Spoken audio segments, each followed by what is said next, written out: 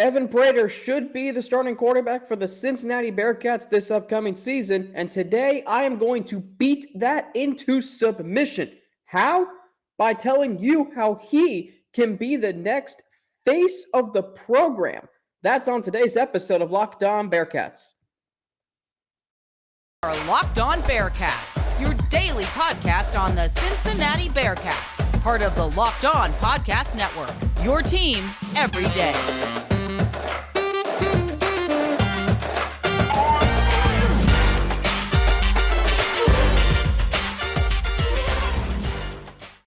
And thank you very much for making Locked On Bearcats your first listen every day, first watch every day if you're watching on the Locked On Bearcats YouTube channel, which don't forget to hit that subscribe button when you do. We are at 124 and counting, but we're far from done yet, so hit that subscribe button.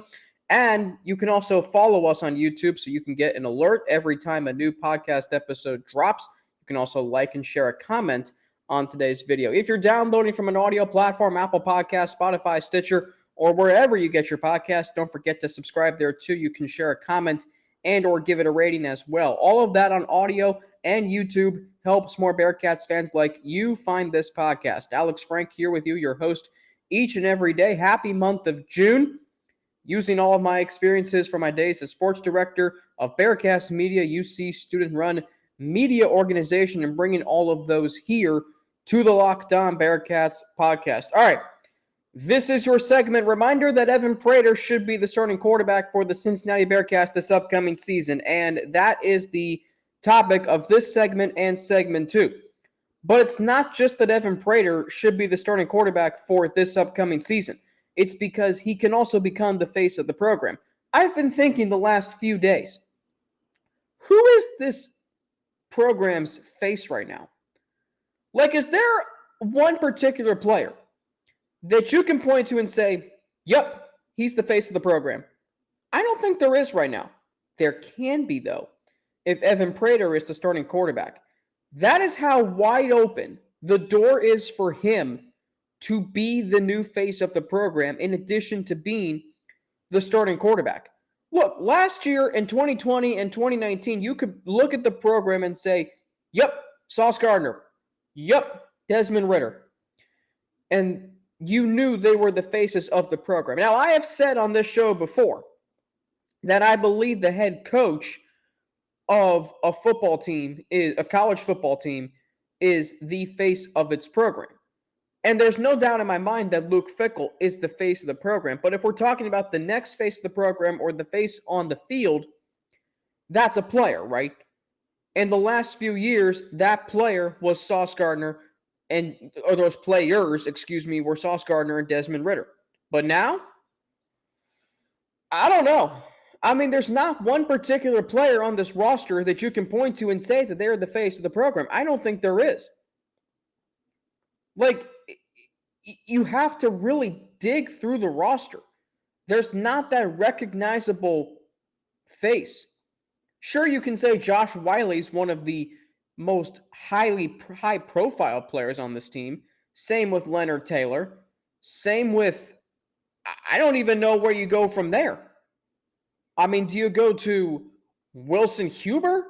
Do you go to Malik Vann? Who do you go to? Well, I'll tell you who you can go to, Evan Prater. The door is open for him to be the face of the program. And think about it. He can be that player because he's a quarterback. And quarterbacks will always get more attention than any other position on the field. That's just the way the sport of football is. It's because Evan Prater is a quarterback. It's because he's from Cincinnati. It's because he's a 4-star recruit. It's because he's very much like Desmond Ridder. And all Evan Prater has to do is pick up where Desmond Ridder left off. He doesn't have to come in and throw for 5,000 yards or have a Joe Burrow 2019-esque season. He does not have to do that.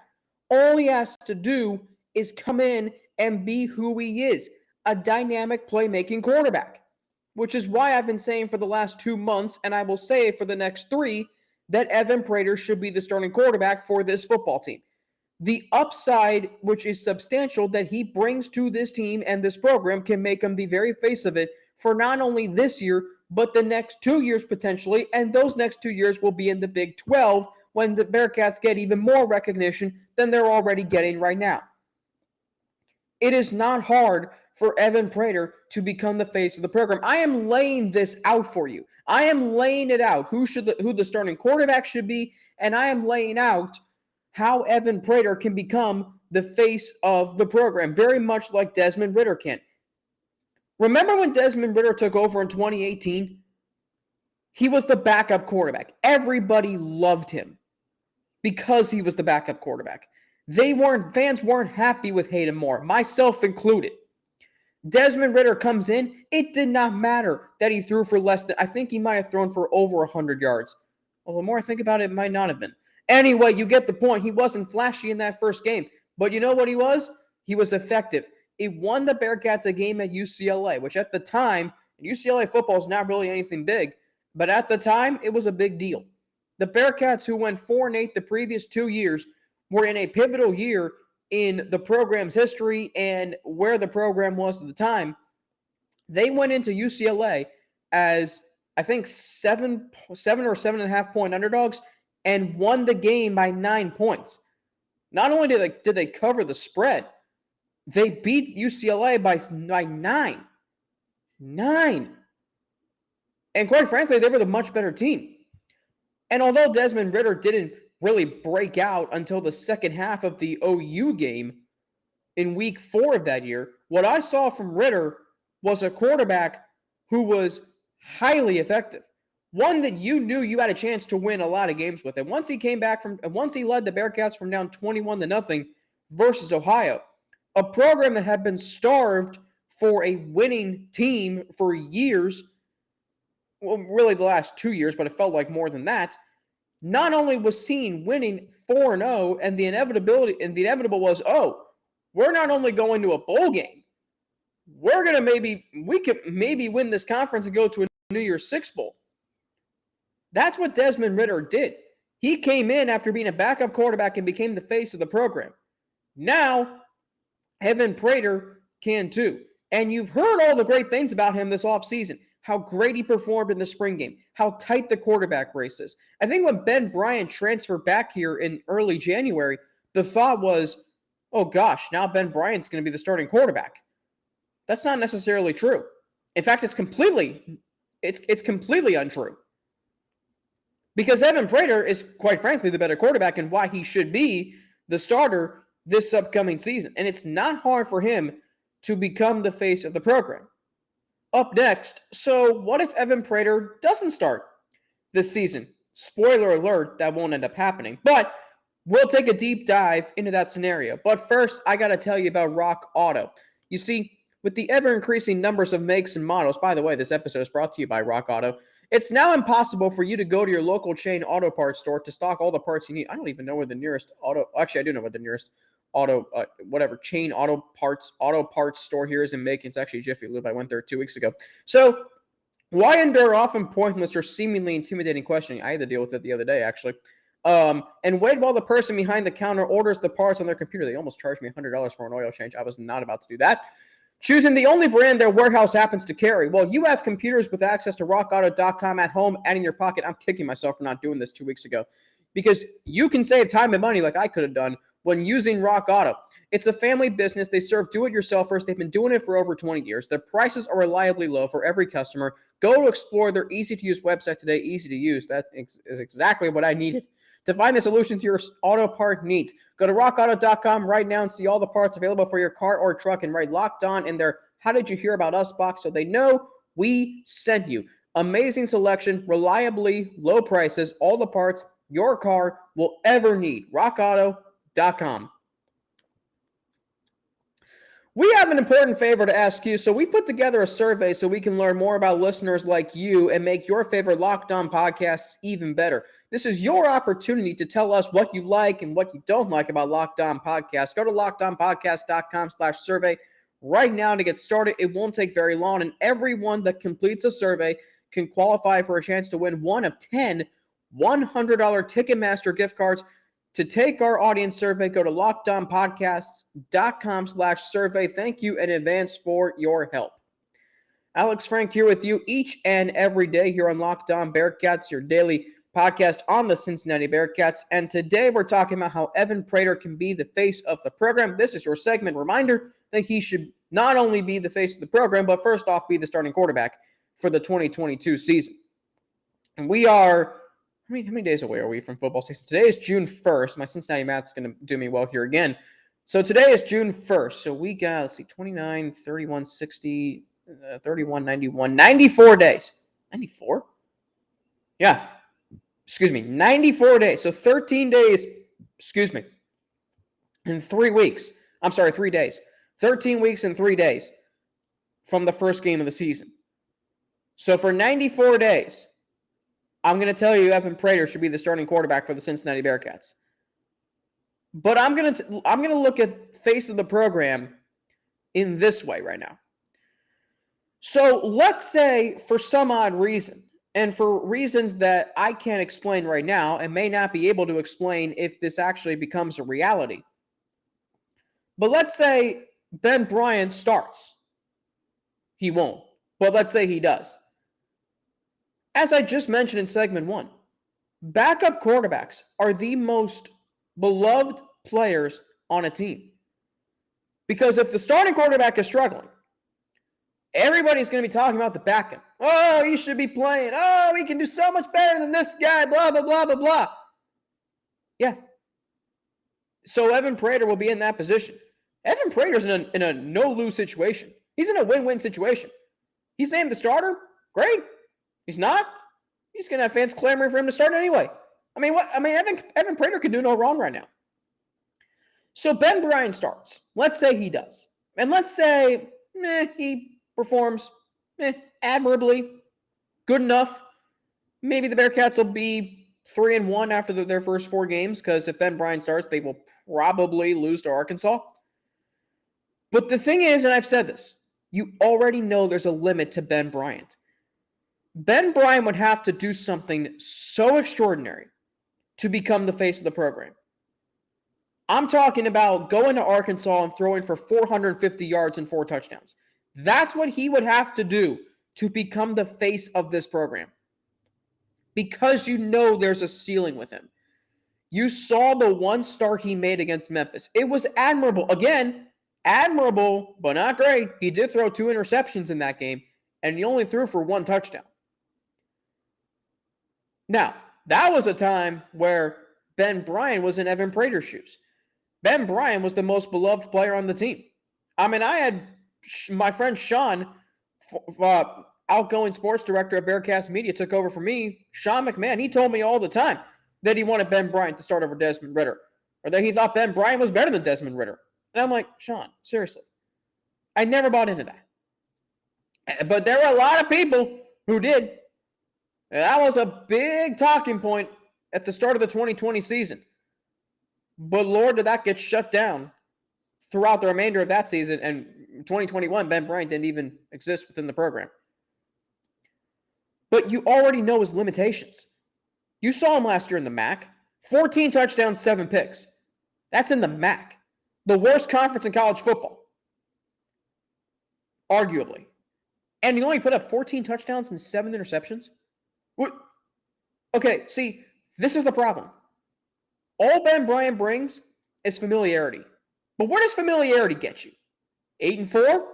Well, as I said on Monday, do not fall into that trap of, Ben Bryant starts for 8-4. So you're going to settle for 8-4? Did you forget that this program is the reigning 2-time defending conference champions and can very well win it again this year and very well could go undefeated if they beat Arkansas? Did you forget about that? You're just going to say, Ben Bryant starts, we'll at least be 8-4. Okay, I understand, because you're worried about all the talent they lost last year, Cincinnati. Okay, did you know that they're still maybe the best tight end tandem in the country? They're still a really good wide receiving core. There's a really good running back room. All 5 offensive line starters from last year are back. So why would you want just familiarity? Where does that get you? Nowhere.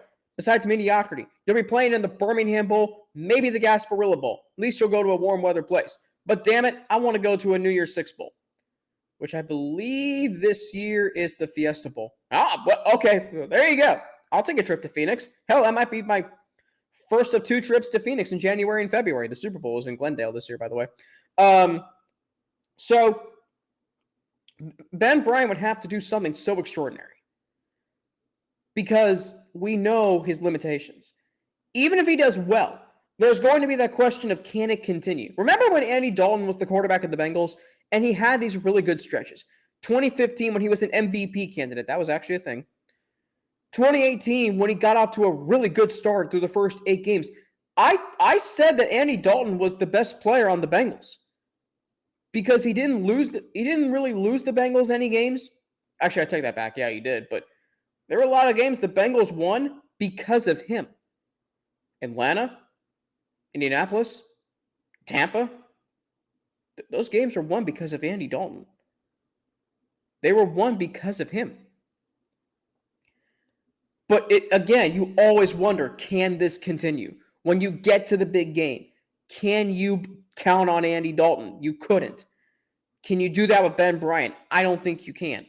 And the irony of this is, and maybe you're thinking this too, you might be saying to me, you might be screaming at me, you might be cursing at me, oh my God, Frankie, what are you talking about? Evan Prater hasn't even started the game, and you're tooting his own horn. Yeah. Again, it's because of what excites me about Evan Prater.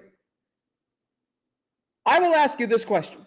What excites you about Ben Bryant? Did you notice you had to think for 5 seconds just now? Because I did when I asked myself that question just now and before I recorded this show. Now, if I asked you what excites you about Evan Prater, what excites you about Evan Prater? Oh, he's from Cincinnati, 4-star recruit, he's a former Mr. Football. Boom! I just rattled off 4 things in 4 seconds about Evan Prater. If you have to think about what excites you about Ben Bryant, that should tell you right there and then, you know what? I want Evan Prater to be my starting quarterback. It makes so much sense. Evan Prater is in a great situation because, like I said, Ben Bryant has to do something extraordinary to become the face of the program. Evan Prater does not. There's no pressure on him. We know he might struggle, but we know he's only going to get better from here. Joe Burrow struggled his rookie season. There was a stretch of 3 straight games where he only threw 1 touchdown pass. That happened. Back-to-back games, no touchdown passes, and an interception in 4 straight games. Hell, there was a stretch in his second season. He had an interception from weeks 5 through 13 in every game but 1. And in the 1 game he didn't, he still had a fumble. Great players or players with great potential are allowed to struggle. It happens. You don't have to impress right away. Because what he brings to this program will eventually show itself. And as I've said many times, if you throw Evan Prater to the Wolves against Arkansas, I don't care if it's Arkansas, it's not an SEC juggernaut. If you throw him out there in a road game in an SEC environment, that is only going to benefit you in that game and long term. What are you going to get by starting Ben Bryant at Arkansas? Maybe the best chance to win. Fine. But what happens if it's 21-0? Let's not forget the start that Ben Bryant had at Memphis. For as admirable as he played, it was still 17-3 in the first quarter. 17-3. And you can say, well, Memphis had a kickoff return for a touchdown. They also had 2 scoring drives. Did you remember those? Because I sure did. It was 17-3. When did Desmond Ridder ever fall behind 17-3? 1 time. And that was against Alabama in the Cotton Bowl. And then it became 17-6. If that doesn't tell you why Evan Prater should be the starting quarterback for this team, I don't know what will. But I have beaten it into submission. And I hope that loud boom I just did 2 minutes ago, or however long ago it was on this show, told you why Evan Prater should be the starting quarterback. If you have to think about what Ben Bryant can bring to this program and what excites you, it's kind of like when you like a girl, and I've been through this many times.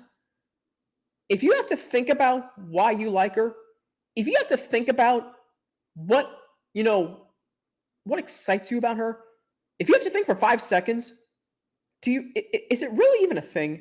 Do you really even like her? No disrespect to any women out there. But guys, if you have to think about it, it's probably time to move on.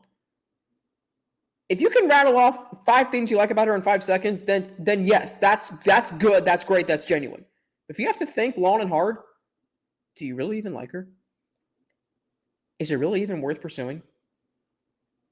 Is it really worth getting your hopes up and getting excited about Ben Bryant being the starting quarterback for this team?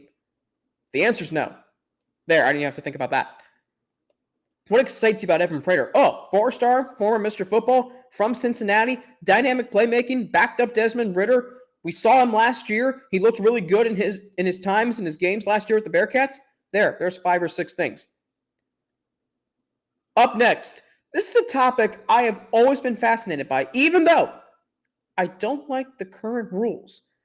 That's next. But first, I got to tell you about BetOnline because our partners continue to be the #1 source for all your betting needs and sports info. You can find all of the latest odds, news, and sports developments, including this year's basketball playoffs, Major League Baseball scores, fights, and even next season's NFL futures. BetOnline is your continued source for all your sporting wagering information from live betting to the playoffs, esports, and more. Head to the website today or use your mobile device to learn more about the trends and the action. BetOnline, where the game starts. Locked On Bearcats on the first day of June, Wednesday, June 1st, 2022. Alex Frank here with you discussing why Evan Prater is the face of the program and why I am beating it into submission that Evan Prater should be the starting quarterback because he can become the face of the program. What he brings in and what he can be. But it's Wednesday, so I like to do a what if Wednesday. And I was hoping to have on a guest about this, but I said to myself, I can talk about this myself and ramble on about it for about 10 minutes. So I've always been fascinated by the differences between overtime rules in the NFL and college football. College football overtime is phenomenal. Why? Because there's always a winner determined. It can go 9 overtimes like Illinois and Penn State. It can be determined with a walk-off pick 6 like James Wiggins in 2018. NFL overtime rules suck. Hate it. You don't play to tie. Herm Edwards didn't say you play to tie. No, he said that you play to win the game. There aren't any ties in college football. So why can there be ties in the NFL?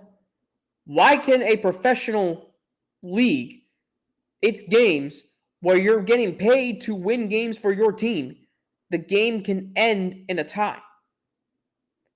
Why can't the NFL just implement something like college football? And college football didn't used to have the 2-point conversion rule, where starting in the third overtime, each team goes for 2-point conversions. I think it's great because what it does is it adds an element of suspense. Well, there's suspense on every goal line play in football, right? That's fun stuff, man. Like when your team is 3 yards away from the end zone and you're on the edge of your seat because they're about to score a touchdown potentially, or when you're on defense and you're trying to make a goal line stand and you're going crazy to try to distract the opposing quarterback, that's an element of suspense that can drag on, as was the case in Illinois Penn State last year for 7 overtimes. And Dan Orlovsky from ESPN said it best. You now have to have a bank of plays that goes for 10 to 12 yards. No shorter, no fewer. No shorter, no longer. That's an interesting element for coaches. The game can literally come down to 2-point conversions. And it did. Alabama saved their season with a 2-point conversion against Auburn. And that affects Cincinnati because if Alabama doesn't get 2-point conversions, the Bearcats may play somebody completely different in the playoff. Why can't the NFL implement something where after 10 or 15 minutes, which by the way, why overtime went to 10 minutes down from 15 in 2017? I have no idea. What are we trying to just get out of there quicker? We're trying to just, if the game goes to overtime out, death sentence, game ends then tie. No, it shouldn't be that way. Like now when a game goes to overtime in the regular season, I'm immediately fearing that it's going to end in a tie. And what good does a tie do? Like what does a tie do for your team? You neither win or lose. What can you learn from it? You can learn from tying. You can sure as hell learn from losing because you can say, okay, what did we do wrong? You can also learn from winning. Hey, this was really good, but we also put ourselves in this position. We got out of it, but hey, let's do this better so we don't have to scratch and claw so much. You can learn a lot from winning and losing, but from tying, you can't really learn much other than how to kiss your sister, which I don't really think that's a good thing to learn. Anyway, so here's a great solution. First off, fixing the overtime rules in the postseason for the NFL was a must. I mean, how Josh Allen did not get a possession in overtime last year is a crime. Okay, so then you might ask me, well, what happens if Josh Allen had gone down and scored a touchdown? Okay, so the game would have been tied at 43. Because the Chiefs would have had to kick the extra point. Bills would have gone down and scored a touchdown probably. And Gabriel Davis would have had his 5th touchdown of the game. So it's tied at 43. And let's say they play 15 minutes and the score is still tied. Let's say at 43 all, maybe 50 all. Probably would have been. So let's say the game ends like that. The overtime period ends. There have been double overtime games in the playoffs. That Bills-Chiefs game in particular probably would have, they could have played 4 overtimes for all we know. So what I would do is this. Make it uniform because you can have double overtime in the postseason, and there have been 2 games where that has happened that I know of, or at least in my lifetime. And the regular season, you can't go to double overtime because the game ends in a tie. I would do this. So, you know the saying, the game of football can come down to the kicker. And it sure as hell can. Just ask Evan McPherson about that. So, why not do this? If the score is still tied, go to a field goal kickoff. Each team gets 5 field goal attempts from 45 yards out. I mean, can you imagine, if there's a game between the Bengals and Ravens and it's Evan McPherson versus Justin Tucker, or it's, name another great kicker in this league, Greg Zuerlein versus Evan McPherson again. Or Harrison Butker against, I think the Broncos kicker is still Brandon McManus. I'm just rattling off kickers' names at this point. Or Daniel Carlson versus, Chris Boswell. All these kickers' names that I'm mentioning. And you can have a field goal kickoff. Each team gets 5 kicks. Most kicks wins. And it'd be like any other field goal. Especially both teams, field goal units would line up. You can block the kick. And yeah, that can happen. I would love to see that. And who wouldn't? And if 45 is not long enough, move it back to 50. If it's still tied after 5, move it back to 50. If it's tied after the next 2 or 3 kicks after 50, go back to 55. I'd take my chances on money back. Hell, you could go from 70. Justin Tucker's made a 66-yard field goal. That's only 4 yards longer, right? I would love to see this. College football overtime is awesome because there's no clock. There's always a winner. There's an added element of suspense with the 2-point conversion because it's just a 3-yard play. NFL overtime, it's not fun anymore. It's not fun because as soon as the game goes to overtime, you are instantly fearing the game is going to end in a tie. It's one thing I don't want to have happen. Look, I hate it when the Bengals lose. I hate it more when they tie because there's nothing you can learn from it. What good is having something in life you can't learn from? It's just like a dud gray area. Like, what can you learn from tying? It's like they make a thing out of something that's not really a thing. Like, you can learn from a tie, but yet they put it in the existence that you can. It makes no sense to me. College football over, like, why can you not tie in college, but once you get to the pros after years of hard work and you go to overtime and you blood, sweat, and tears for 10 more minutes and the game can still end in a tie? Like, what good does that do? You should not be allowed to tie in the NFL. Major League Baseball, yes, implemented the runner starting on second base in extra innings, but they will continue playing until there's a winner. That's why there have been 16, 17, 18, 19 inning games over the years. NBA, you can go to triple overtime, and until there's a winner, they are going to keep playing. The NHL, if there's not a winner after 5 minutes in regulation in the regular season, which I'm okay with that change because at least there's still the shootout. You will get a shootout win, which is worth fewer points than a regular win, but it still determines a winner and a loser. And oh, by the way, you keep going in the Stanley Cup playoffs until there's a winner. Remember that 5 overtime game between Columbus and Toronto? So the other 3 sports professionally don't have ties. But yet we can in the NFL. For as great as the league is, and for as much of a marketing genius as it is, we can still tie? What? No. Not happening. At least not on my book. Not in my book. That's the one thing. Like, there are a lot of things I don't like about Roger Goodell. There are some things I do like about Roger Goodell. The one thing I don't like about is the competition committee and him have not sat down and said, why are we still allowing games to end in a tie? We should not allow that. It was fine through the first 100 years, but we're going into year 103. We should not be allowed a tie in the National Football League. Seriously, should not. Joe Burrow should not have tied a game before he won a game. College football overtime is so much better because there is so much suspense. Even in the first 2 overtimes, 25 yards? Yeah, sign me up. NFL overtime, outside of the postseason, boring. And thank God a coin flip can't determine the outcome of the game now. All right, coming up on tomorrow's show, he will be back. John Garcia Jr., the director of football recruiting for Sports Illustrated. He'll join me once again as we're going to talk freshmen who can make the biggest impact on this year's Bearcats team and positions of biggest need going into the Big 12 on the recruiting front for the Cincinnati Bearcats. Don't forget, if you're watching on the Locked On Bearcats YouTube channel, to hit that subscribe button.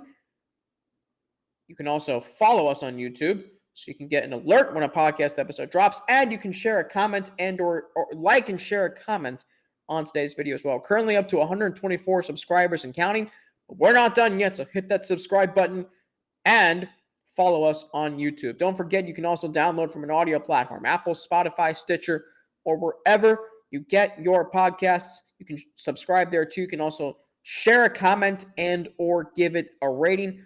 All of that on audio and YouTube helps more Bearcats fans like you find this podcast. And thank you for making it your first listen every day. Now, make your second listen Locked On NBA Big Board podcast. Rafael Barlow, Richard Stamen, Sam Ferris, and Leif Thulin. They give fans an in-depth look into the biggest prospects, the latest player rankings, and of course, big boards. You can follow Locked On NBA Big Board every day on the Odyssey app, YouTube, and wherever you get your podcasts. As for me, you can follow me on Twitter at Frankie_90 with 2 N's and an N-A-T-I. You can follow me on Instagram, AlexFrank9_, and email me at alex3frank@gmail.com. That's Alex, all lowercase, the number 3, frank@gmail.com. This is your segment reminder that Evan Prater should be the starting quarterback for the 2022 Bearcats football season. I'm Alex Frank. Thank you for listening to the Locked On Bearcats podcast, making it your first listen or watch every day. Have a great rest of your Wednesday, and I will be back tomorrow with John Garcia Jr. of Sports Illustrated. Thank you for listening. Have a great rest of your Wednesday.